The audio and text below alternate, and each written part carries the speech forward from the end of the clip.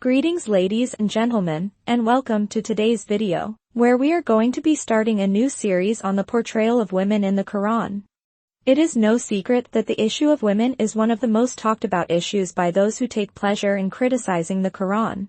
Throughout this series, we are going to be going through several of these verses with which people have taken issue, and try and explain them in light of the Quran's overall message. There are some issues on which I have already made videos, so I will not be going into depth about them throughout this series. The first verse that we will be looking at is verse 187 of chapter 2, which contains the statement, "They are a clothing for you, and you are a clothing for them." Believe it or not, there have actually been people who took issue with this statement, arguing that the Quran is treating men and women as objects. But what they fail to understand is how language works, particularly the language of the Quran. It is not uncommon to use objects to describe a given situation.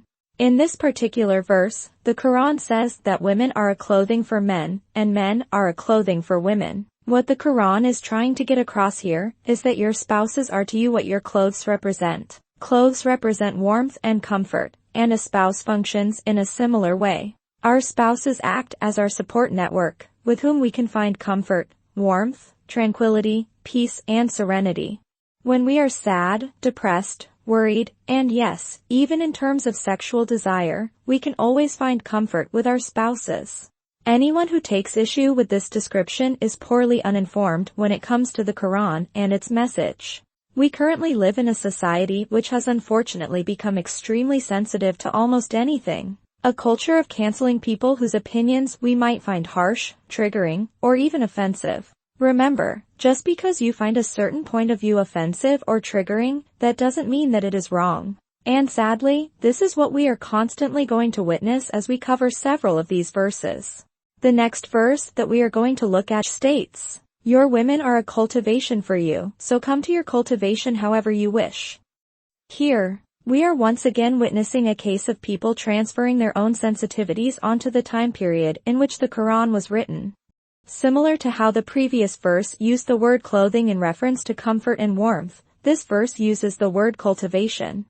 Here again, we have to look at what is being described, and then assess whether the ascription is in fact correct or incorrect, regardless of how we might feel about it. I will repeat what I mentioned before, just because we are triggered by a certain statement from the 7th century, that does not mean that it was seen as such during that period of time. But first, let us look at the word cultivation and try and understand what it actually means in relation to women.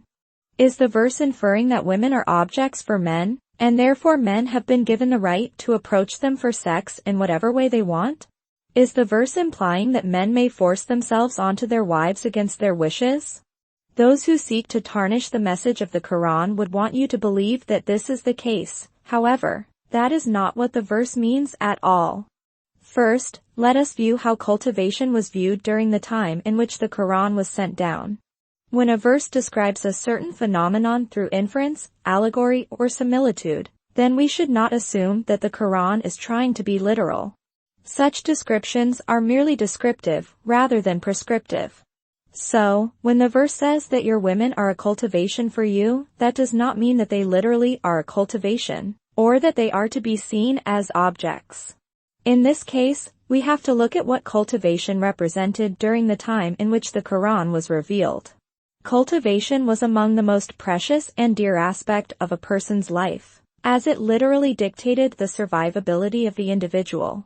So, when the Quran uses the term cultivation, it means it in two representative ways. One is in terms of biological reality, and the other is in terms of social relation, by which I mean the attachment that one had to their cultivation. Just as cultivation was precious to an individual, then so is your spouse. Your wife is a cultivation for you, meaning that she is someone who is precious to you, and you are to cherish her and tend to her when she is in need.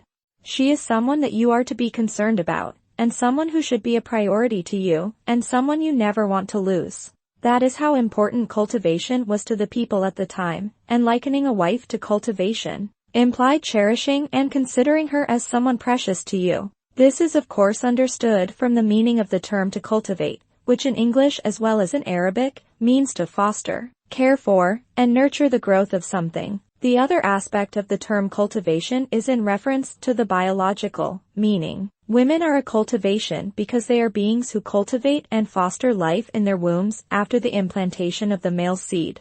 Though this may sound crass to some people, it does not disqualify the statement from being a statement of fact from a biological standpoint. Hearing women being described as such might trigger our sensitive ears to negate the reality of the statement, but that does not mean that the verse is intending any negativity by the usage of such a term. The following sentence is also one in which some people have taken issue with, that is, the statement, "So, go to your cultivation however you wish." Some people have somehow twisted this statement to infer that men may force themselves onto their wives, but this is incredibly out of place and wrong to ever be the case, especially when God commands goodness between a husband and his spouse. There is nothing in this verse indicating that men may force themselves on their wives at all. What the statement means is that in whatever way husbands may wish to have relations with their spouses, they may do so, referring strictly to positions, meaning that spouses may use or utilize any position they wish while engaging in sexual relations with each other. God has not placed any restrictions in terms of that. This is merely the subtlety of the Quran, as it tends not to be as explicit when describing sexually related issues. Those to whom God has granted knowledge fully understand the underlying message and connotation, whereas those with a twisted mindset and perverse thinking wish to tarnish the message of the Quran and cast a dark shadow upon it.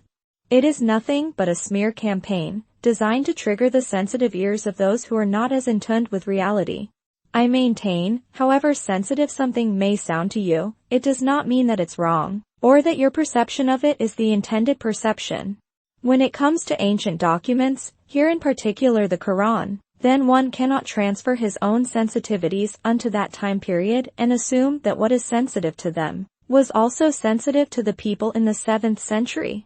Unless one is willing to expand their mind, one will never be able to fully understand and grasp the beautiful message of the Quran or its intent. Thank you for watching, and I will hopefully see you in the next video.